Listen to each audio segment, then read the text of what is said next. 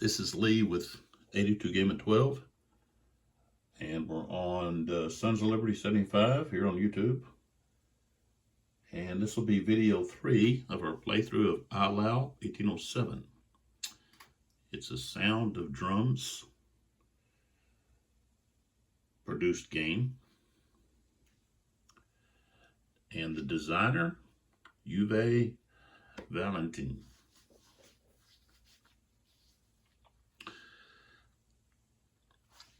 You can check out Sound of Drums at soundofdrumsgames.com. And there, I think at the present time, the page is under construction, but there's links to Twitter or X, Instagram, Facebook. So you, and let's see, I guess maybe it's the YouTube channel. I think there's, but you can go there and find all the different links to get more information. And of course, you can go to GameFound. That's where they had the crowdfunding that sold out in, I don't know, just a few hours. And that was last year. So let's get this situated here. Now, I think I've said that the dice come with the game. I don't think, I'm pretty sure I paid extra for these dice. So I don't know if they're going to come with the game that is being, sold at, whether it be e-stores or at a local game store, so forth. These are Chessex dice, and I'm pretty sure I paid extra for these. I could be wrong, but I'm pretty sure I did. So if I said something about the dice come with the game, I'm not for sure that they do. So, but the emblems, of course, you have the French standard on the blue die, which is their eagle. And then I looked this up because I was curious about what type of bird they had. This is Russia's coat of arms, and it's actually, you got two eagles, is what that is. Same thing with the Prussians, they use an eagle too. So eagle was a popular bird for coat of arms. We also, United States, we also have an eagle. So okay, so we're starting turn 2, and just a reminder, I will be giving away 3 sets of Chessex Polyhedra 7-dice sets. Those 3 that are right there. On the last video, I'll give a question and relate to something that I mentioned in one of the other videos, whether it be the first video, the second, so forth. And then I also brought up Jean Lon, and he was not here at this battle, and he had been given an estate, or I guess maybe I don't know if you call it a governorship, over some territory that was taken as a result of the Jena campaign against the Prussians. And so Napoleon had given him that, and that's why he's not here involved in this campaign. But he does come back for Friedland. And I wanted to correct, it's not at Wagram that he is killed, it's at Aspern Essling. That is where he's taking a break, gets off his horse, and he goes and sits under, I think he's under a tree, and he crosses his legs. He might not be under a tree, but he crosses his legs. And a cannonball comes through and hits his legs around where his knees are, and pretty much really tears up one of his legs. Well, both of them are damaged a little bit, but one of them is damaged so much that they have to amputate it. And I guess it's due to the amputation that he passes. But it's like later that he's actually taken to another location. But his last words had to do with asking for Napoleon to make peace. And I think that was one of his concerns, was that, France had been fighting, and fighting and fighting and fighting. And, I think he was one that was wanting peace for the people, maybe for himself as well. And so supposedly his last words had to do with asking Napoleon for peace. And of course, Napoleon, they say, that he cried when Lon passed, and even called him his best friend and one of his most capable leaders and so forth. And he was capable. He was given the title of Duke of Montebello, and that took place in 1805. That was, no, let's see, 1805. Yeah. 18, is that correct? 1805? I could be mistaken on the year. But, so I want to clear that up. I'd said he had perished as a result of his involvement in the Battle of Wagram, but that was not so. So I got that incorrectly. My favorite marshal was Davout, and I'll tell you that I guess one of the reasons is I was not I guess really into Napoleonics when earlier in my gaming life. I was playing war games when, back in the late 70s, like Tactics, Kriegspell, Tactics, and some of those different games, the Avalon Hill games and so forth. And I'm trying to think, it must have been the early 90s. I came across, I was at in the mall in Louisville, and they had a game store called the Game Chest in there. And I went in there, and I come across, it was, would become Clash of Arms game, but it was, at that time, it was Marshall Enterprises, I think is what it was. And it was the Battle of Arstotzka, La Bataille de Arstotzka, and I picked that up, and I wish I still had it. There was a point in my life that I needed to have some money to move and do some things, and so I sold a bunch of my stuff, and so I wish I still had that. I just had a hard time with the rules at the time that was it was under the older rules, and there was so much vagueness in that, and But that's where I got my interest in Napoleonics. I love the counters, the maps. Rick Barber did a lot of the maps, and he was a master map maker, and he did quite a few, or pretty much, well, most of the maps for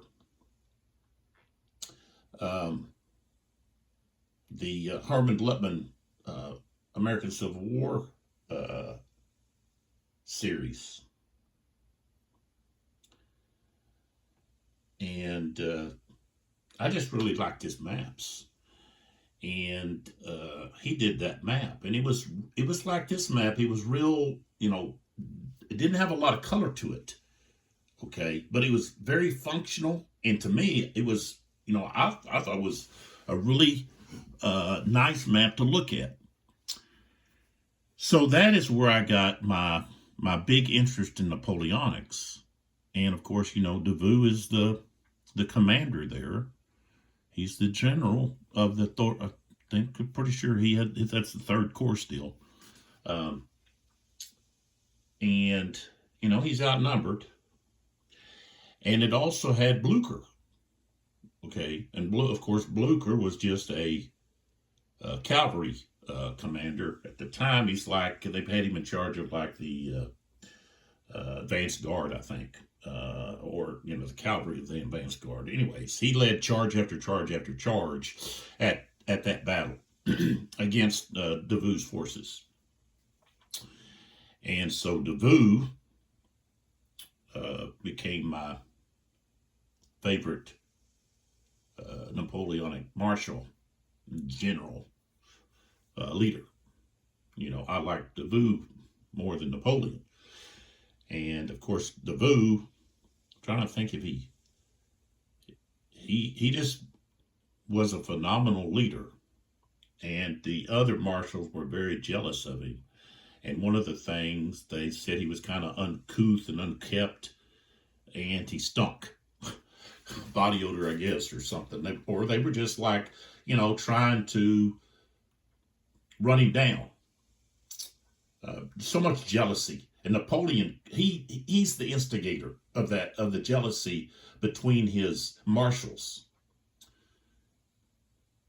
And I guess Napoleon was trying to use it as a psychological thing, but, and Davout should have been at the Battle of Waterloo. He should have been in charge instead of Ney. But Napoleon needed someone back in Paris that he could trust and that was good at many different facets besides just leading a corps. But in my opinion, Davout was Napoleon's top corps general. He could be sent out on his own, and Napoleon knew that, I'm going to be victorious there.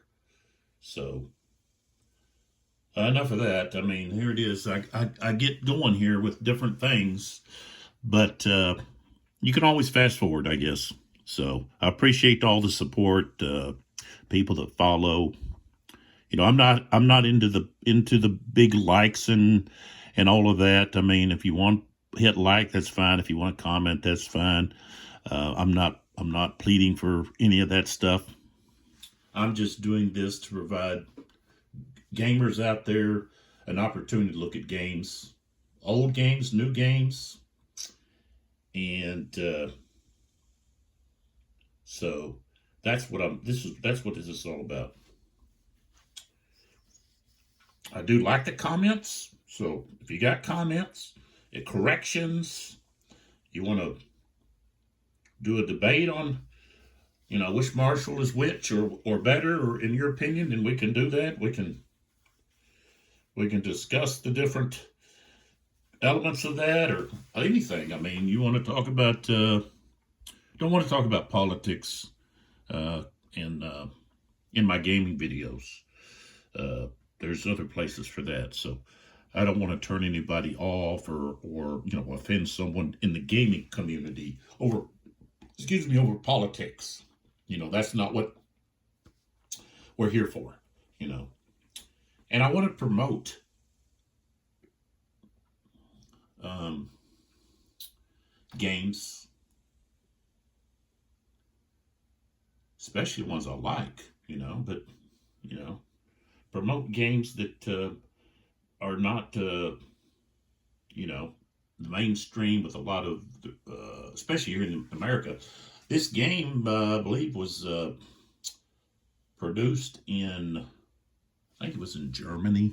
Let's see if it says here on the back of the box.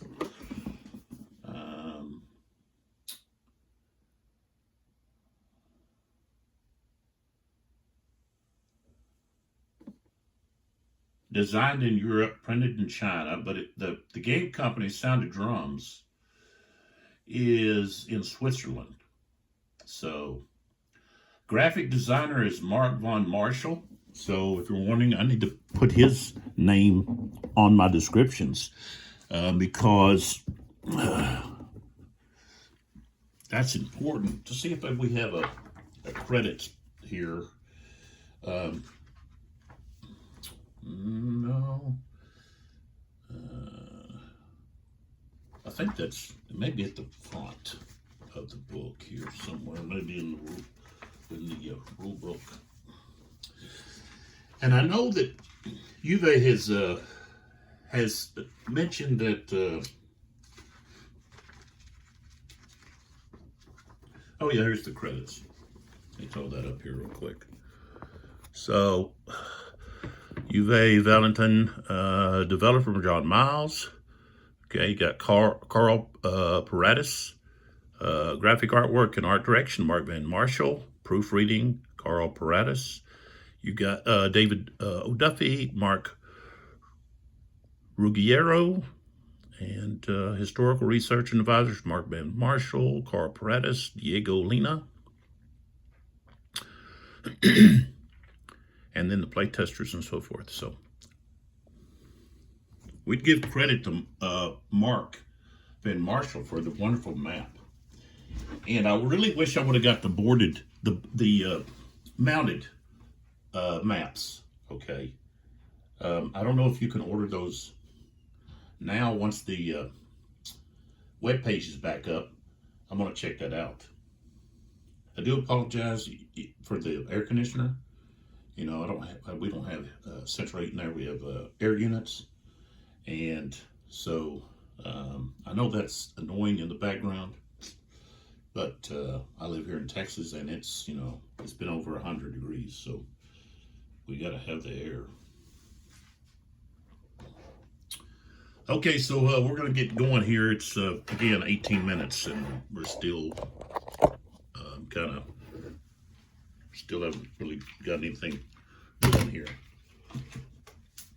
So I guess you can just kind of figure, hey, you're watching one of my videos, just fast forward through all the yakety yak at the start. So unless you're wanting some new dice, because I'm liable to say something that will be related to that. Okay, so the first thing we do on a new turn is we've got the weather. And I know that's upside down. I guess I could flip it around, move some stuff. You do need a big table. And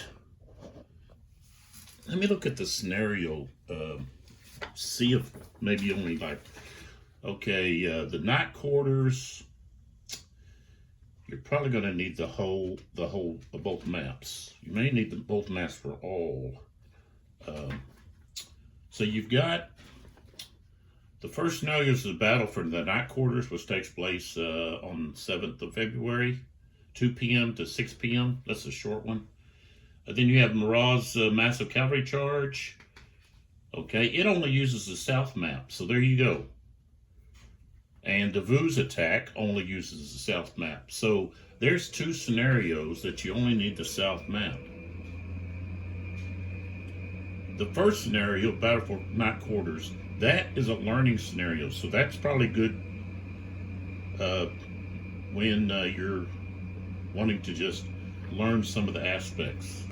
You also have Lestock Saves the Day. That uses only the north map. So you've got an opportunity there to use only part of the map, So that is awesome, especially if you have a smaller table. I could turn on this table here. I could use either the north or the south map and just turn it.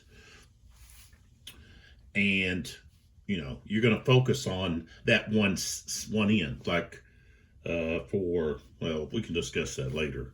But there's and also the playtime is going to be a lot less. Okay, be shorter. So think about that. So if you have not small space, hey, you can still get this game because you can still play. You could play the Lestock Saves the Day, and then you could do the Vu's Southern Attack and so forth. All right, so we have weather roll each turn. So we have first sequence of play is weather determination. So we roll a die and consult the weather table. Now I could do the historical weather, but hey, let's just roll and let it happen. So okay, I rolled a 3. Okay, so a 3 is right here, and it says clear. So we still have a clear. Now, you've got these counters to use. So this was the first turn, and there's an arrow there showing you this is where you start. Okay, and then, hope that's the turn. So, I guess if you want, you could do it here on the inside or just put it over the top. However you want to do it. And then the weather, of course, we rolled a 3, so we're going to put it right here.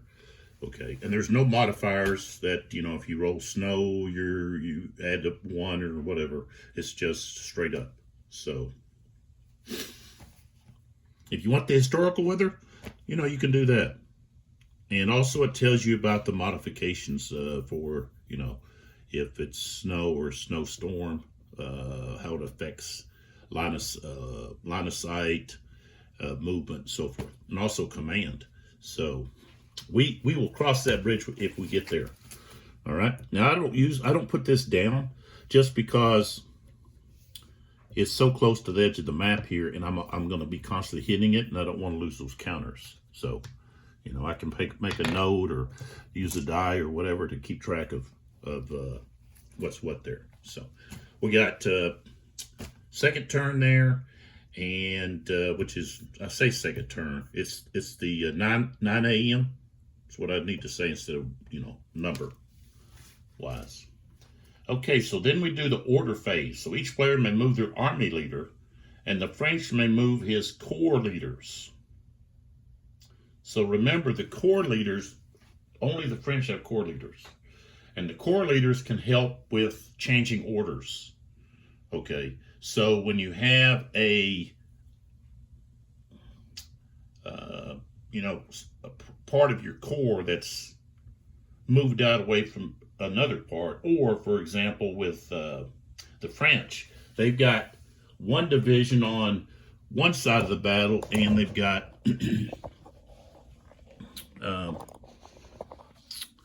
two divisions on the other. So, for example, here we've got Saint Hilaire, which he's the first division of 4th Corps. Okay, he's on that side of the board. Okay, or battle. He's on the southern side, and then over here we have Legrand, and we have Lavelle, and here's the corps commander, Soult. So that's what we got going on. And the other thing is, okay, you got to think about, well, what orders do they have, and do I want to change that? So, and that's, you've got to think about all that, because, see, Napoleon, who is right here, okay, he's only got 6 command points, so where he can change orders. And if a leader is 1 to 12 hexes away, that order is only going to cost 1. But if it's 13 to 18 hexes away, then it's going to cost 2 of his command points. And if it's beyond that, then you're going to have to rely on the divisional commanders or the corps. The corps commander could change an order, okay, with a die roll. So, for example, way over here, we've got these two guys here. If I wanted to change their order, okay, I would have to either move, say here, I could move Marat over here to change,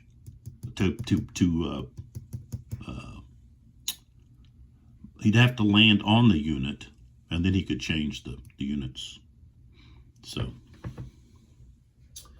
and that's what the corps has to do. The corps commanders have to go and be in the same hex. I say land on, be in the same hexes as the division commander. So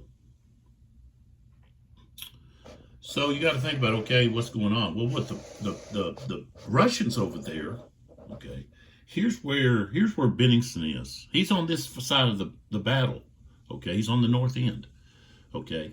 So if I wanted to change, like I want these guys over here to start attacking on this side, I either have to move Bennigsen over there, or I have to just rely on their initiative rating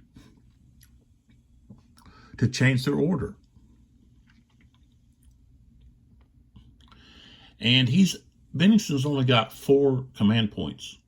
So if you've got a lead, say a commander 13 to 18 hexes away, that's going to use up 2 of his command points if I'm going to use Bennigsen.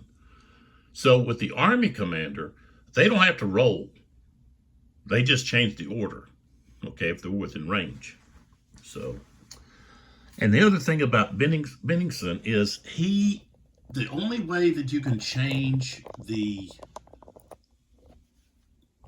order for the artillery, okay, reserve artillery, and there's three divisions, okay, I call them divisions, they're like wings, I guess, but you have the right wing, you have the center, and the left wing.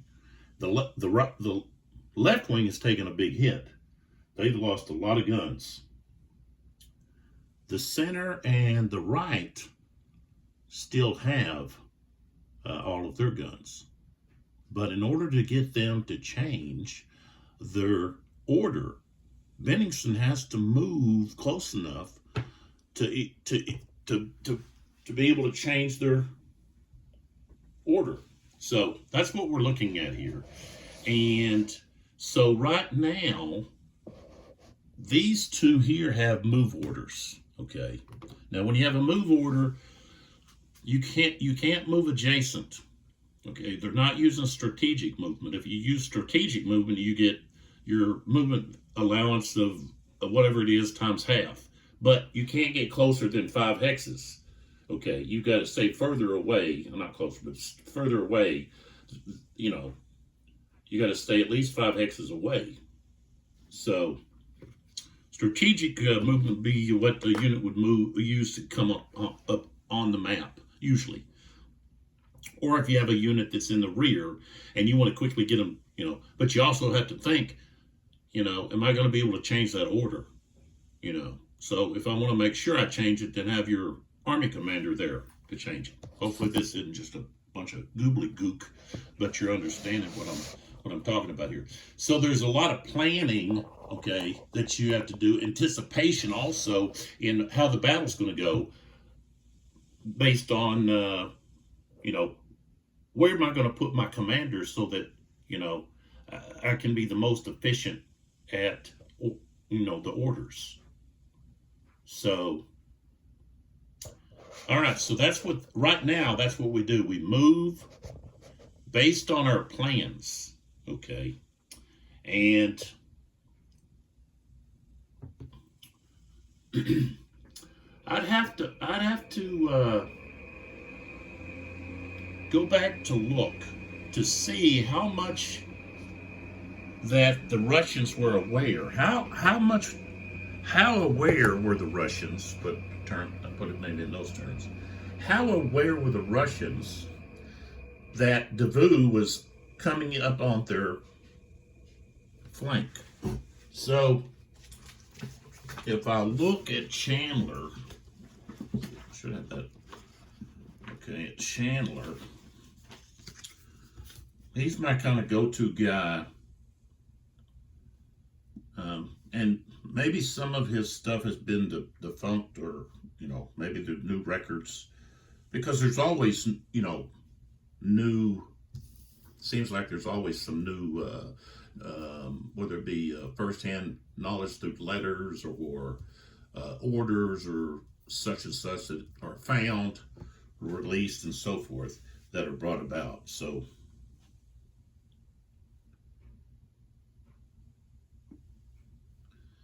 I don't know if it really says. Let's see here. I'm on page 538, and okay, so Napoleon is outnumbered. Okay, and so this is largely determined the plan and battle formation that Napoleon adopted. Soult's division, 2 on the French left, 1 on the right, supported by every available gun, were to undertake the undeniable role of pinning attacks, with orders to inflict the maximum casualties on the Russian hordes, and above all to delay the commencement of the main Russian onslaught until at least Davout had materialized on the further flank, which would be the right. The latter's role included the isolation of the Russians from the river All, to the east, the harassment of their northerly line of retreat towards Königsberg by means of a turning movement. So Königsberg is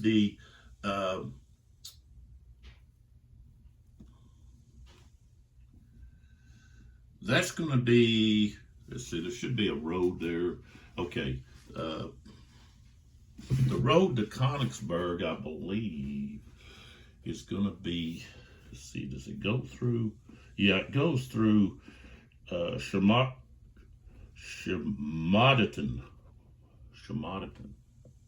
Okay. So that's over here. That's right here. So that's basically the line of retreat. Okay, and then over here, we have Althoff. Okay, this is where the stock's going to be arriving, Ney, so forth. Okay, so.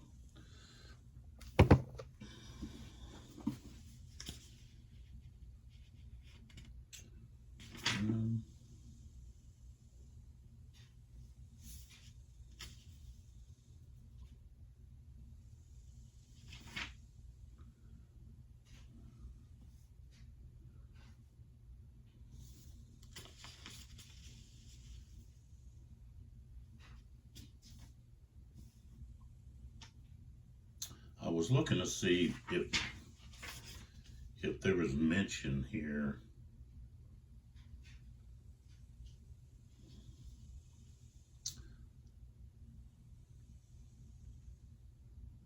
If there was any kind of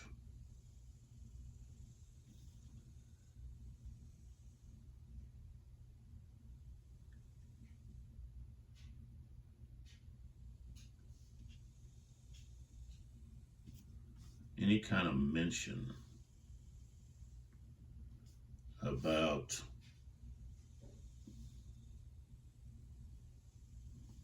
whether or not the Russians were aware that Davout was coming. The way this is set up, it doesn't look like they were aware. No. But it's hard to tell. I mean, if somebody does a map, you don't, it's kind of hard to tell whether or not. I guess they had some pickets or skirmishers and so forth. Surely they would send out some Cossacks or something to know what was going on. So it doesn't appear that they really knew, that Davout was showing up. But hey, Davout's showing up, you know. And when you have reinforcements, you can give whatever order you want. So it's like, well, they were sent orders prior to them arriving. All right, so first off, you think, okay, where do I need to change orders? Okay, so we don't want to really change orders up here, okay, at the present.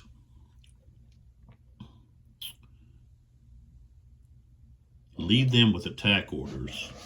I think we want to kind of hold maybe here in the center.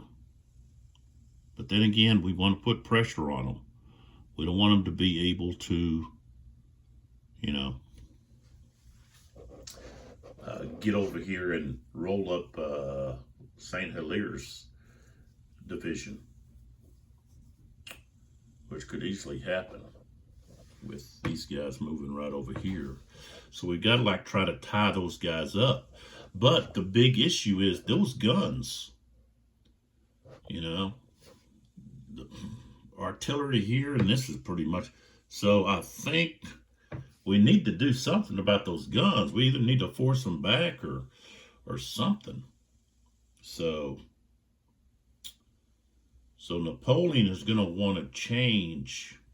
And let's see. Right now, I'm gonna look to. Okay, so here's Napoleon. There he is. Okay, and so we've got to look here at, okay, how many hexes? Okay, is Hodelay. Okay, 1, 2, 3, 4, 5, 6, 7, 8, 9, 10, 11, 12, 13. Okay, he's 13. I think he's 13. 1, 2, 3, 4, 5. Do this again. 1, 2, 3, 4, 5, 6, 7, 8, 9, 10, 11, 12. Okay, he's 12, which means these guys are 12. But we do have Arguier right here, but he's only got a 6 in his initiative. Actually, his division commanders, is better to leave them to do the rolling. Okay, so, but I want to be sure that I give a command here. So that would only cost 1. And let's see how far away Luel. So 1, 2, 3, 4, 5, 6, 7, 8, 9, 10, 11. Okay, he's okay. And then over here, 1, 2, 3, 4, 5, 6, 7, 8, 9, 10, 11, 12. Okay, so we're right there at the edge. So as long as Napoleon stays, well, what's going to happen is these guys are going to move, and then Napoleon is going to need to move, and he'll probably move up into Eylau. Maybe that's where I want to put him. So let's see how far away there. I think he's going to be too far away. He'd have to be like maybe put him here. 1, 2, 3, 4, 5, 6. Okay, 1, 2, 3, 4, 5, 6, 7, 8, 9, 10, 11, 12. Okay, he's good there. All right, so I moved Napoleon there, and I can also move my corps leaders, commanders. I want to leave Soult where he's at.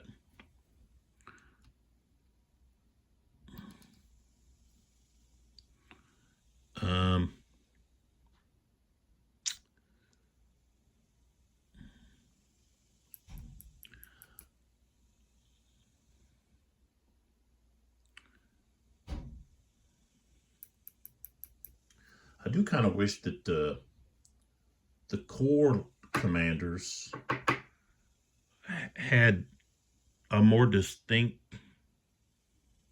could be more distinctly recognized as corps.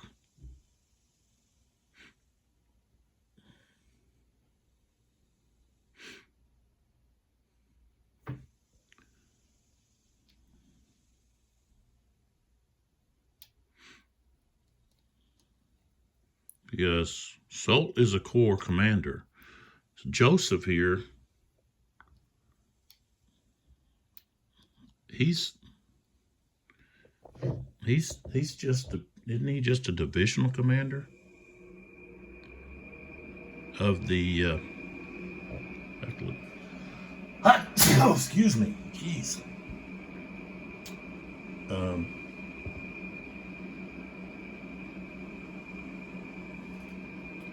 but when I look at the like Aguirre here, Aguirre maybe, I, it's not easy to distinguish that he needs to stand out a little bit more. I think, in my opinion, it's just easier to say, okay, there's where my corps commander's at. I can look out on the map and say, okay, there he is. And they got Napoleon. He's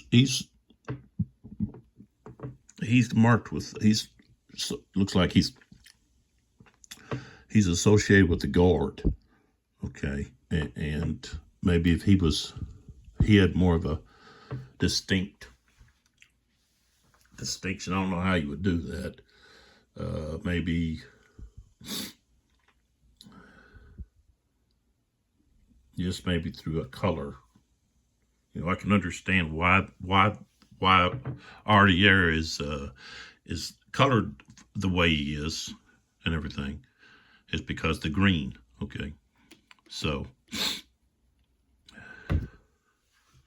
just I'm just throwing that out there. I mean, I can find them. It would just be nice to have a more distinct, to be able to look out there and say, okay, here's my corps commanders. So,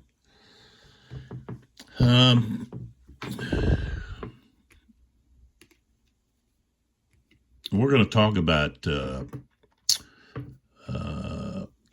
rolling to change orders and so forth.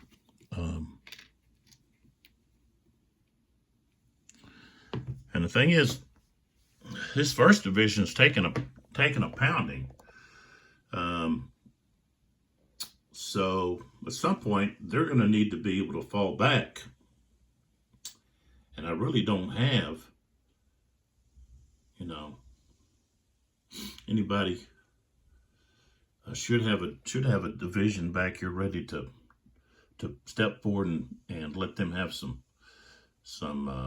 R&R, but I don't have that. So this is early in on the battle and things, which I do have Davout coming. So maybe he's going to be able to come in there, and then they can pull back and regroup and recover some. So, all right. So I moved Napoleon. Now the next thing is, okay, we want to go over here. I got to go over here and look at Bennigsen. Okay, and so look here. We've got a move order here with this division, which they really want to change to defend because they want to get around this Sloditten. And maybe they just move and then defend after they've got their, they've moved to where they want to move to. So I think I'll leave them there.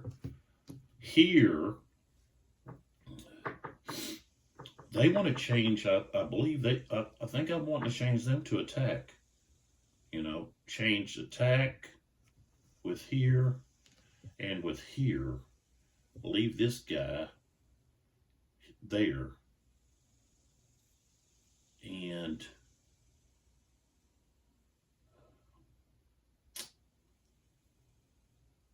I'm going to want to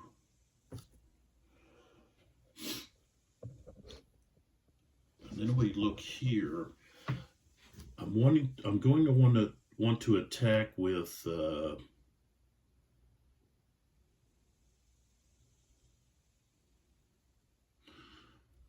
what is this?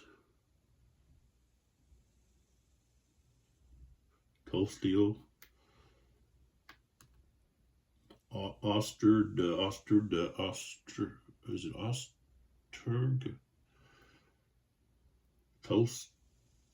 Tolstio. The second division. going to want to attack with them, which means I'm going to want to move up. And I've got quite a bit, you know, to work with here.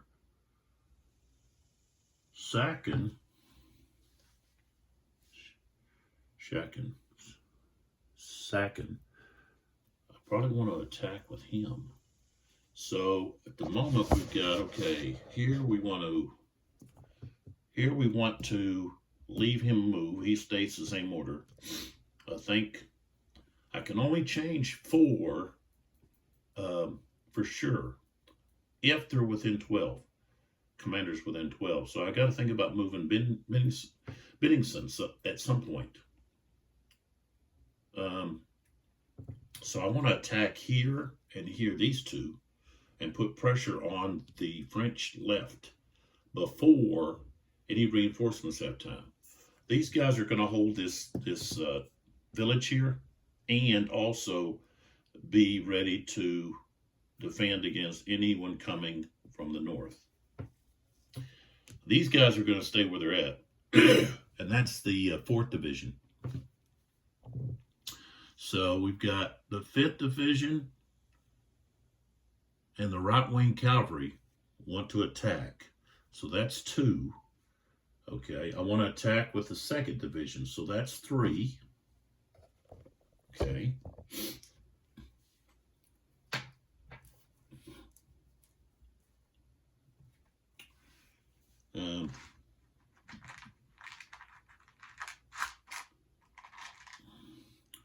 So Bennington is the purple cube. Okay. And the cubes, I'll just put out, I'm trying to think here. Let's put out orange. I think orange kind of stands out. Okay. These are the ones that I want to change. So, to attack. All right. So I've got those 3 there. I want to attack. Okay. And looking across. Okay, let's turn this off for a second. I think it's interfering. Okay. We know what's going on over here. Okay, and maybe we keep this as defend. I've got to move these guys. These guys have got to move over to here, which is kind of dangerous. But I'm going to attack with this 3rd Division. And then this division will move over. This one will fill this gap in here where this guy's going to attack. So, and this cavalry back here is going to stay in case it's needed on this flank, the Russian right. So, I'm going to get another orange here. I want to attack with this. Now, that's my attacks that I want to attack with. So that's 4. That's all he has. And then move, I want to change to move. I want to move these guys. Okay. And the rest of them, I think they can wait to move.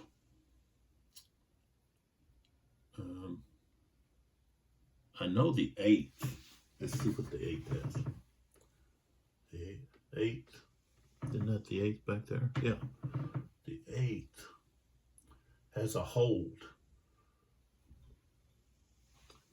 So I can, next turn, next hour, I can have them move.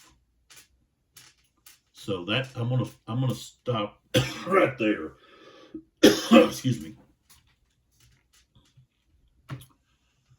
So those are the orders that I want to change. Everybody else, they're going to stay the same. But the thing is, okay, cavalry is really the only thing that they're really going to be used for will be attack. And so,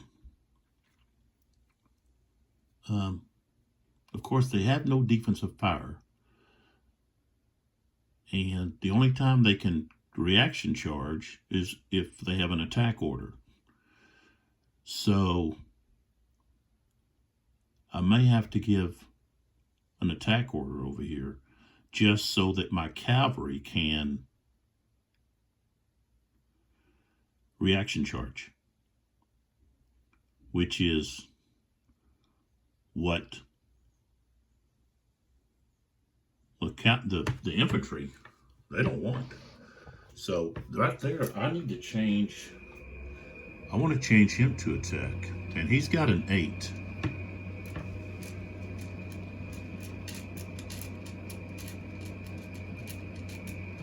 Bag of rot, or bag of rope, bag of rot, bag of rot, however you pronounce his name. Baggy. Baggy wants to attack. He wants to be in attack mode so that, or attack order, so that his cavalry can reaction charge. Okay, because under the rules, that's the only time the cavalry can reaction charge is if they have attack orders. So we've got to change theirs. Okay.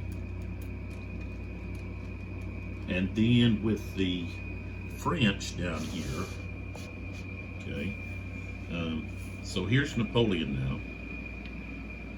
Let's see what I got here. I'm going to put the black marker on him to differentiate. And then I'll use blue markers to show where I want to, or I could do red. Yeah, we'll do red. We'll do red for the ones that I want to change. We can use gray markers. Gray markers for, we can use gray, we can use brown. We got all kinds of different colors here. Different, what type of order we're wanting to go with. Okay, so this is, I know that this is, but I'm going into this so that, people that are watching and wanting to know, hey, this is how it's you're going to do it, or, possibly you kind of process, you can't just like throw your stuff out there and just like, well, I'm going to move this guy's here and here. No, you have orders, okay, which I think is a genius way of, kind of holding in check the players. And what's also just, I think, is just marvelous is the fact that the order that you give can either help relieve fatigue or it's going to increase fatigue in your army. So, and the way the command structure is, and I'm going to talk about that, but the command structure, I have some questions about the command structure with the corps leaders, okay, and we're going to look at that when we get ready to change these orders. So, all right, so Napoleon has 6 orders he can change if the commanders are within 12. The divisional commanders are within 12 hexes. And I don't want to change Klein, 1st Dragoon, or St. Hilaire's division. Keeping them the same. Okay. Right here, I want to have an attack order with Hadley, right there, and Desjardins. He's going to have an attack order. And of course, we're going to have Davout coming in, and I can give him his order separate. Where's mine? There it is. Okay. Excuse me. I got shaky hands. And let's see here. So what my cavalry, or the French cavalry, with Marat, he's got a command point that he can use. And I may want to send Rachi to support Klein and St. Hilaire. So, excuse me. He's got, let's see, Rashi has an 8. Milan has a 9, an 8. Hideh Hotpool has an 8. But also, you're thinking about, well, they're sitting there for the Grand Mass Cavalry Charge. Okay, so if I take, say, Garachi away, then I've only got 2 divisions instead of 3. So maybe I want to hold them.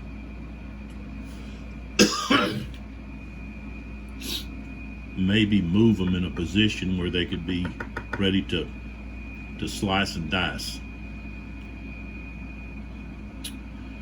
So I think I want to move this one here where Marat is at. Okay, but he can do his own. He can change his own. But anyways, that's here or there. I guess I could have put a purple one there to signify that. Okay, Bessiers. I want to. He's not doing anything. I think Luel, Le Sultan, and Legrand. What have they got? What is this? Second, and third division. Defend. I think I'm going to leave them defending, and I need to change Joseph over here, the 4th Cavalry, and they've got a hold, so I need to change.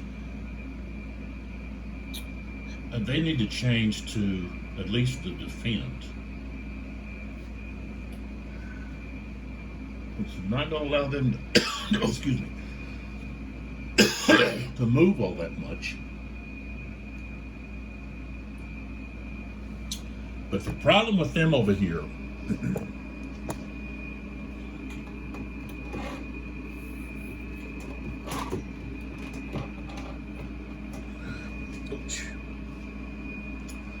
okay, see if I can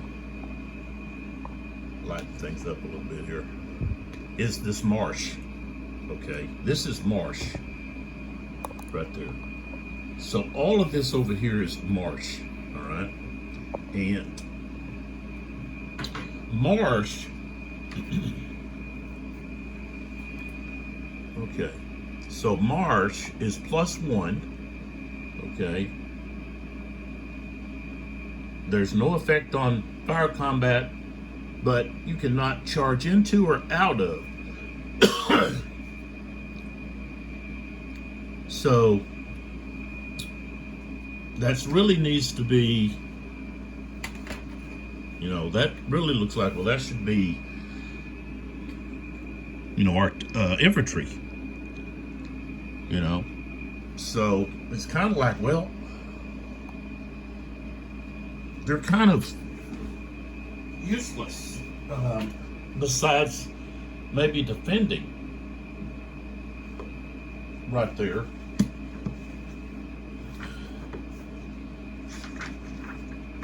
Let's see, where's my, did I take my thing out? Oh no, there it is. No, it's looking for my, excuse me. Man. Yeah. That air conditioner is loud. Let's see if I can turn it down. Well, I have it on auto.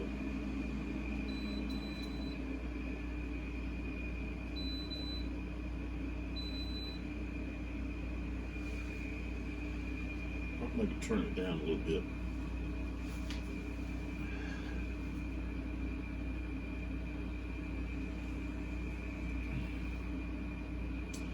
that's going to really affect that flank.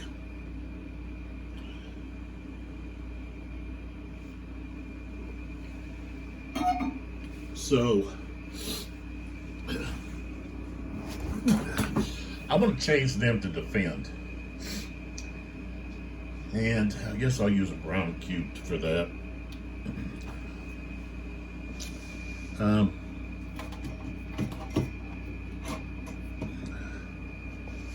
And of course, these guys are defending. He's defending. So I think that's it. Okay, so do I have any core that I want to change? I want to leave salt here.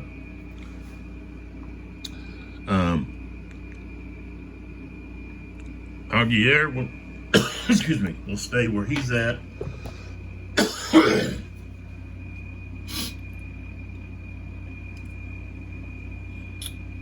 And let me look at the command while we're here.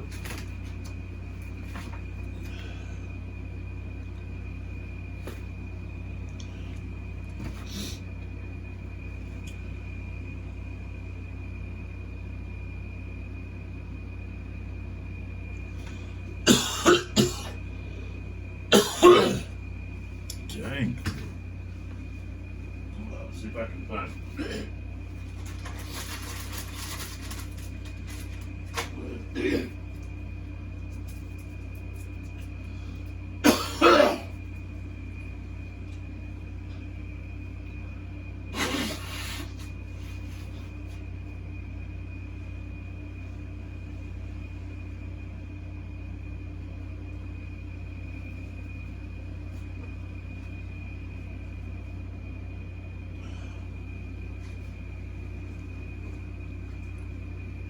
I had to get a cough drop. So, with command, Army leaders have a 12x range, command range. If a division leader is within 12 hexes of the Army leader, an order change costs 1 command point. If the division leader is 13 to 18 hexes from the Army leader, it costs 2. If the division leader is further away than 18 hexes from his Army leader, his order can only be changed by a successful initiative roll. If the division is French, the order can also be changed by a successful initiative roll of the corps leader. Oh, excuse me.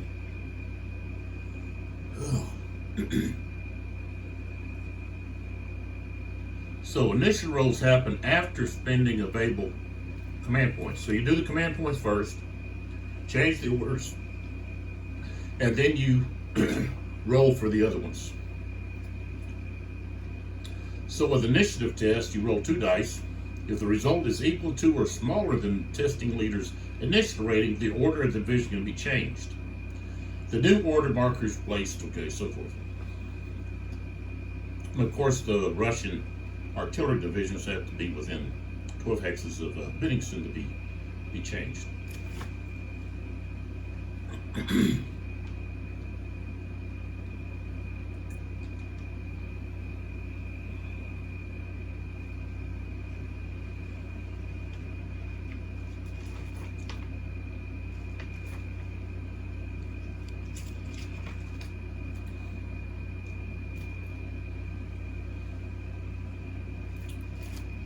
And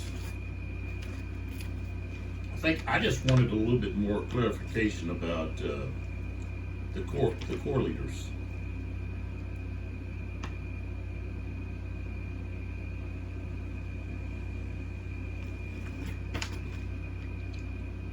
Now, in order for the corps leader to change in order, he has to be in the same hex as the division leader. He can't use command range. So, I don't know if that means, okay, you get 2 you get 2 rolls. Okay, for example, I I've got enough here. Let's see. I'm only going to change. Okay. I'm only going to change for the French. I'm only changing. Okay, one, two, three orders. Okay, and then this one here, but I've got Maroc down there. So, but let's say I didn't, and I needed to, wanted to change this division's order. See, I could move Arriere up here, Arguiere right here, but he's got a 6, and Courtelet has a 7. So why would I want to move Arguiere over there if he doesn't have if he still has to roll for initiative, and unless I get 2 rolls to change, because I got the division leader and so that's what I was looking at here. So with the French corps leaders, they can change division orders. To change an order of a division, they need to be in the same hex as the commander of that division he wants to change. The corps leader needs to pass an initiative check. This, I see, is an addition to the check the division leader may perform. So there you go, they get 2. So if I wanted to have maybe a better chance of passing, then I would move Arguiere over there. But I'm not going to, because Napoleon has enough points to change him. So that's where your corps leaders are going to be beneficial. Is it's going to give you the opportunity to roll 2, roll twice to pass. So, all right. So now we're at the stage where we are going to do the order changes. Okay. So the French side, we know we can change because they're all within 12 hexes of Napoleon. Let's see if this one is here. Let's see. It's easier for me to count this way. 1, 2, 3, 4, 5, 6, 7, 8, 9, 10, 11, 12. So that's 12, 12, 12, 12, all the way around. So over here, we're going to change this one, and then I'll show you it on the board. So this is the 4th Corps Cavalry. So let me go over here and show you where they're at. Okay, so here they are, right here. They were hold, and I'm changing them to defend. So I now have to look for.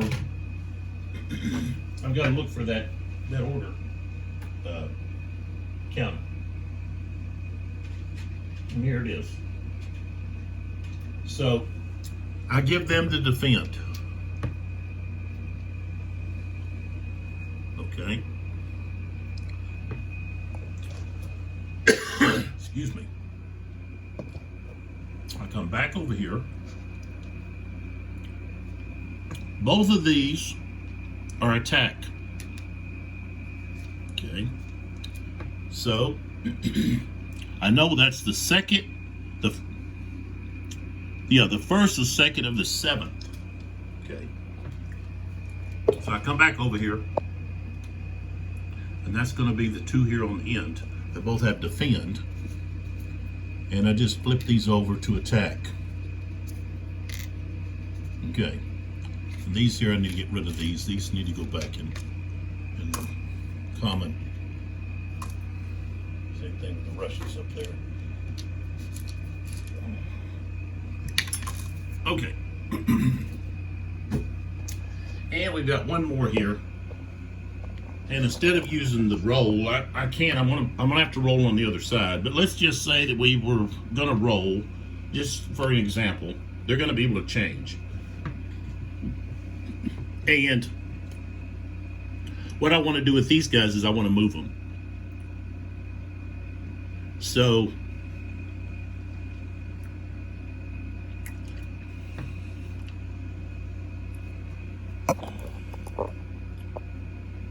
Marat he's got a command point there. Now, let me look to see if he even has to roll. I guess he would, because he does have an initiative rating.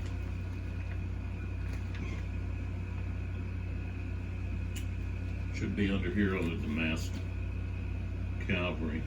Or no, maybe it should be over here under the leaders section, where it talks about the leaders, where I was at.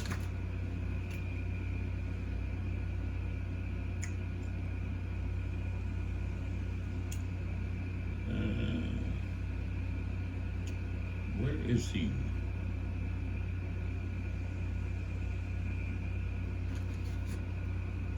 Oh yeah, here it is. So Marat has one command point and can change an order of one cavalry division with which the leader is stacked at the beginning of the order phase, if he passes his IC. So he still has to pass his IC, and he still has to be stacked.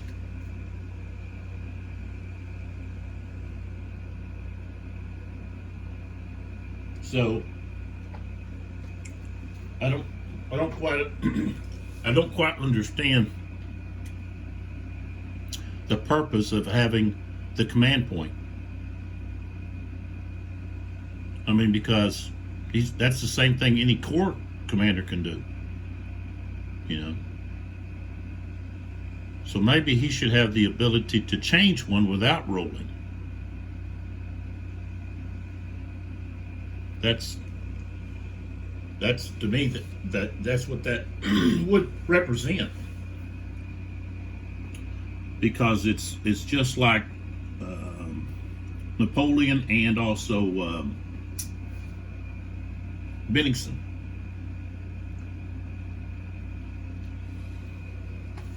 It's maybe like Davout,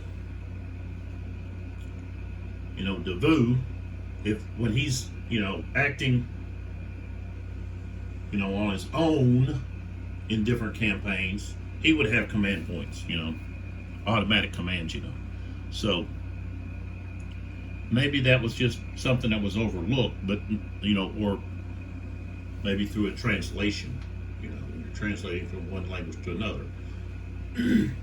We see that with the Viva la Emperor series. Is the in the translation, sometimes the wording is a little bit maybe confusing. So the way to counter is, I would expect that Marat would have a command point that he could use. It wouldn't have to roll. But the rules say he has to roll. So he's just like Aguirre, but Aguirre doesn't have the command point. But that could be something that could be maybe discussed, or maybe that's something they're talking about in the living rules for I guess 1.4. I guess it didn't come out yet. I looked for it, but I didn't see it. So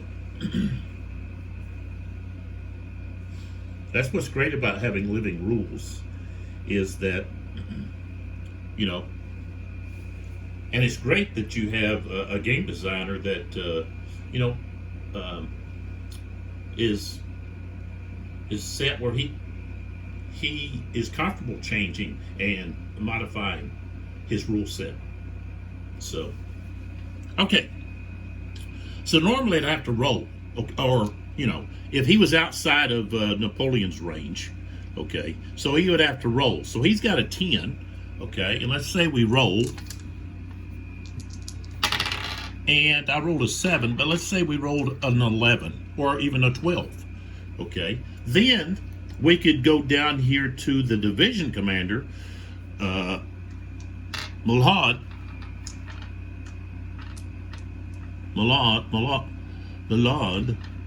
and we could roll again, here I got an 8. Well, he has an 8, so we would get to change that order. Okay, but right now Napoleon has his command range extends to this location, so we can change the 3rd Dragoons Division to move, and that's what's on the opposite side of the order counter. Okay, so that we finished the French. Okay, now we go over to Bennington, and so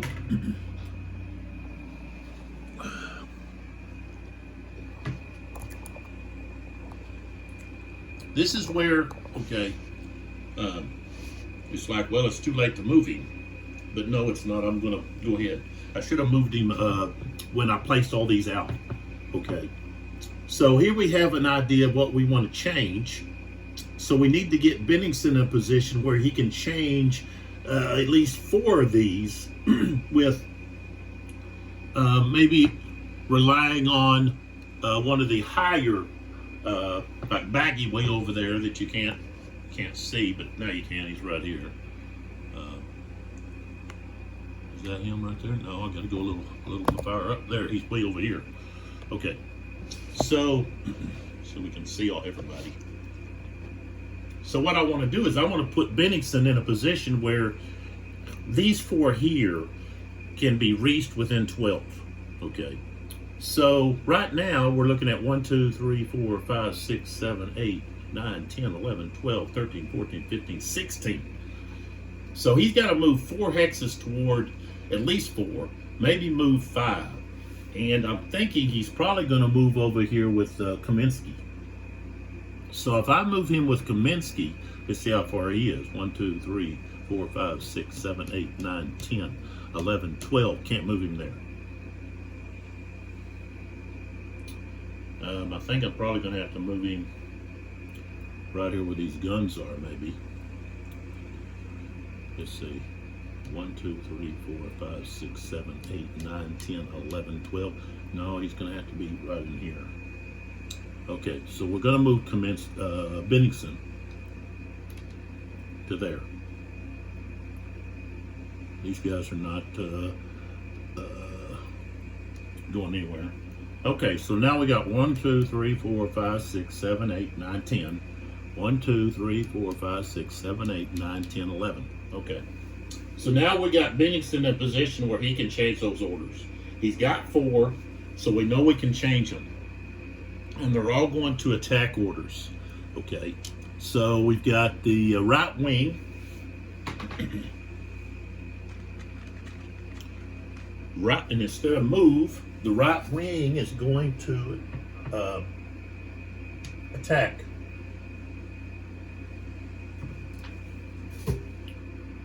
Okay, so we got that one.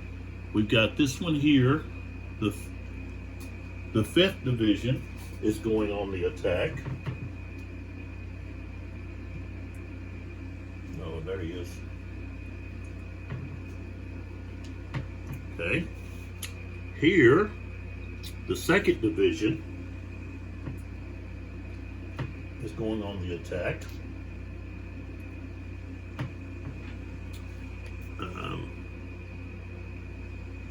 Then we have the 3rd. Is that right? The 3rd Division? Yeah. The 3rd Division is going on the attack. Okay. And then we have to, no, actually we got 2 here that we're going to have to roll for. Okay. And that's going to be Baggy over here, Bagarot, and this cavalry division. So let's move this off of Bennington here. I guess I could leave that on him. Helps us to distinguish where the commander's at. Do I have another kind of odd color? Maybe another purple. That way we know purples are going to be the overall commanders on either side. We've got a big wooden block.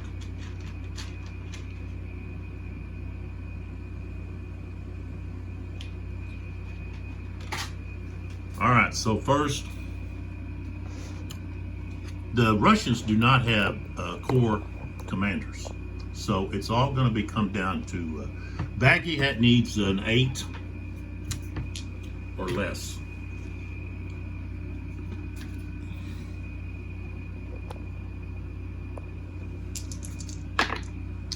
And I rolled a 3. So we can change his order to attack. And he's at defend, so now he goes to attack. And then we have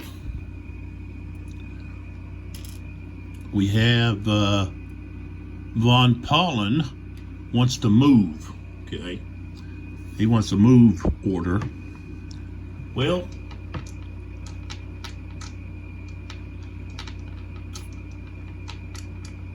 yeah, well,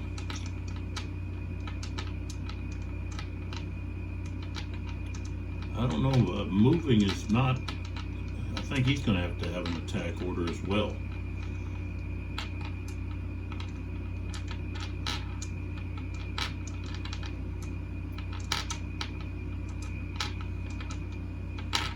Yeah, we're going to try to change him to attack. I got to get a 7 or less. Oh, smash snake eyes. All right, so he gets to change. And he, I think, Von Paulin, left wing. Let's see here. He was on a hold, but now we're going to change that to attack. He doesn't have a lot of...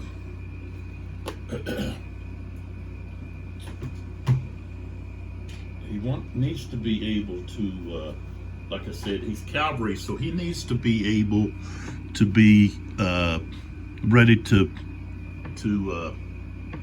that ain't right. What do I do there?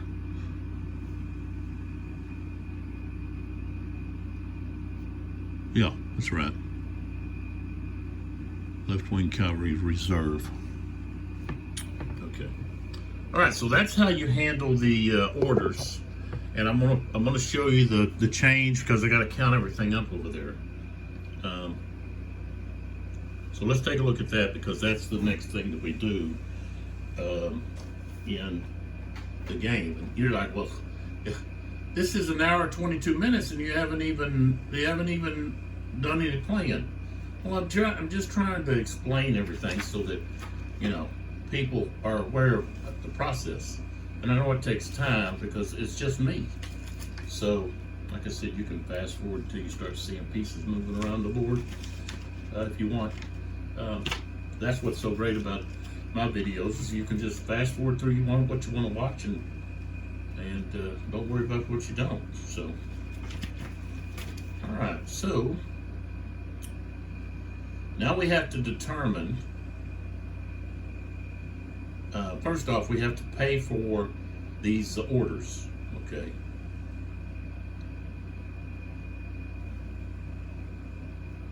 So now we pay for the orders.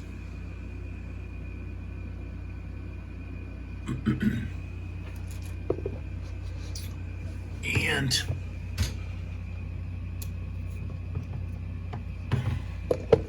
oops, I'll just pick this up. Okay, so for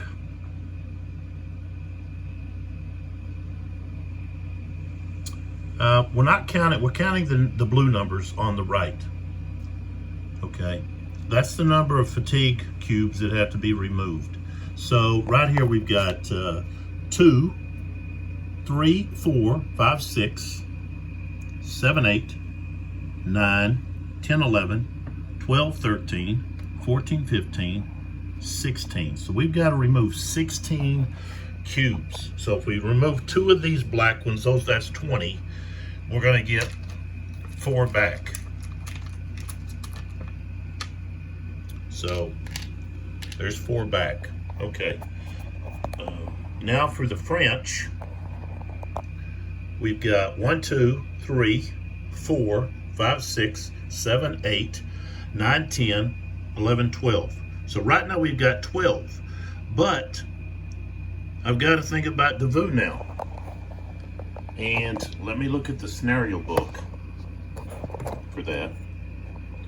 And he'll be coming in right down here on the southern edge.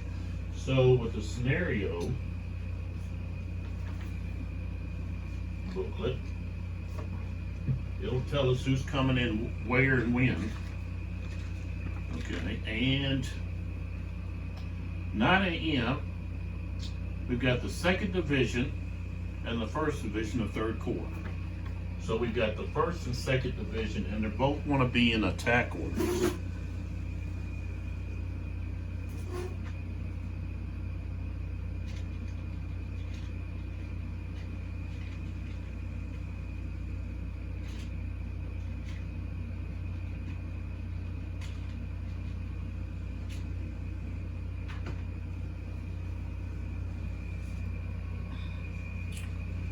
All right, so now I put them down right here.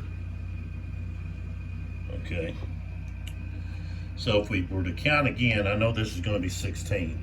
1, 2, 3, 4, 5, 6, 7, 8, 9, 10, 11, 12, 13, 14, 15, 16. Okay, so now we got to take 16 of these fatigue points. Okay, and again, I can take 2 of the black, which is 20, 10 each, and then get 4.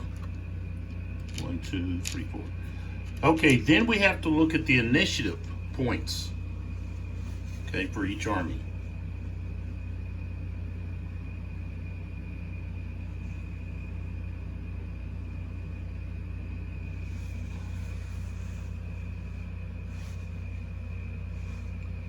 And that's going to determine who will have the initiative.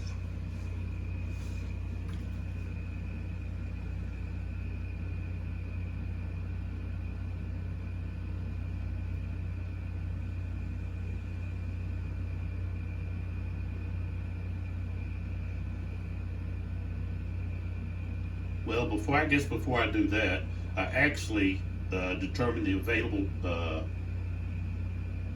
activation cubes that each army will have.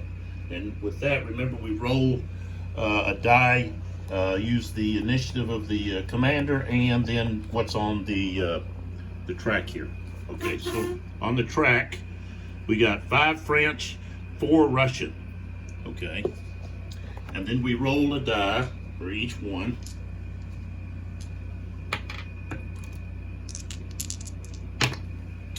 Okay, so 1 and then 2. Okay, so 2 to 5 is 7, 1 to 4 is 5. So French have 5.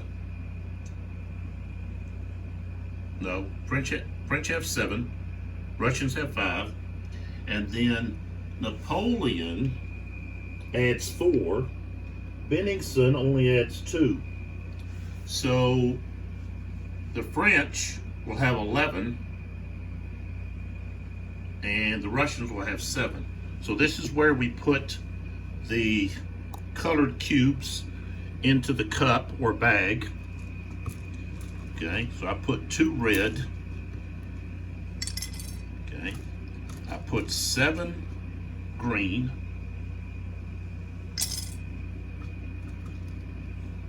And I put 11 blue.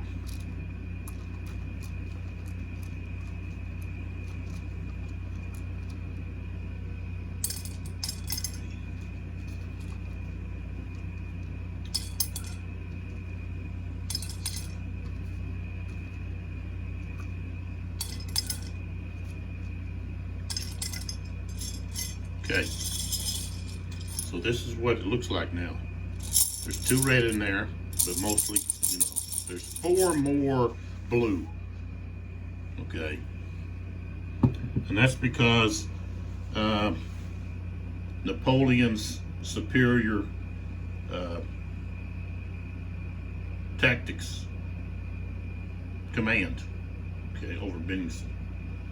So he's got 4, while Bennigsen's got 2, so that's 2 advantage. We rolled 2 to 1, so that's another advantage, and then what's on the weather track is also an advantage for the French. So it's 11 to 7. Now we are going to check for initiative, and the initiative is just going to be these